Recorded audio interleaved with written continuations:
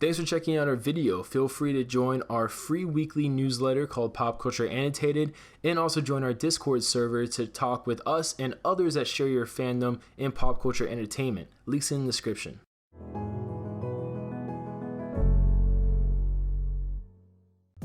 Hey everybody, how's it going? So we did some concept art on the scrolls about a day or so ago when I'm recording this, and we have some new concept art now as well, which is really cool, featuring Ronan the Accuser and also Korath. Now, one thing I really want to point out that I find interesting about this is just how many comic book faithful designs they went through that they didn't actually incorporate at all, which I just find interesting.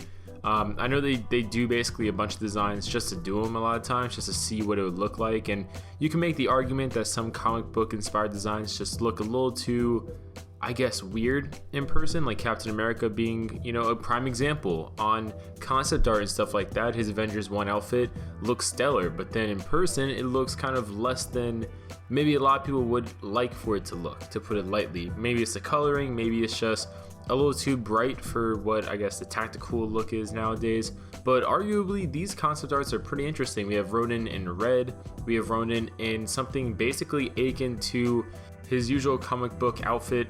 As well, he wears something basically just like the Ultimate Kree do, and also the Kree that's been shown in other media such as Avengers Earth's Mightiest Heroes, and also just regular Marvel Comics 616 universe. So all things considered, really cool stuff. Me personally, I'm a huge fan of the green and white look, just because I always thought that looked really nice.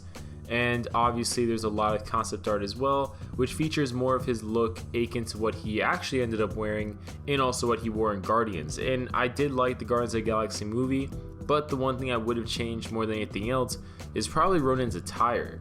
Now, one thing that I find interesting is the concept art that seems to show Ronan with other presumed accusers, and it looks like they're in some sort of casual wear for accusers, which I find interesting. Would have been nice to maybe get more, not backstory, but just more information, more exploring in the whole Kree culture.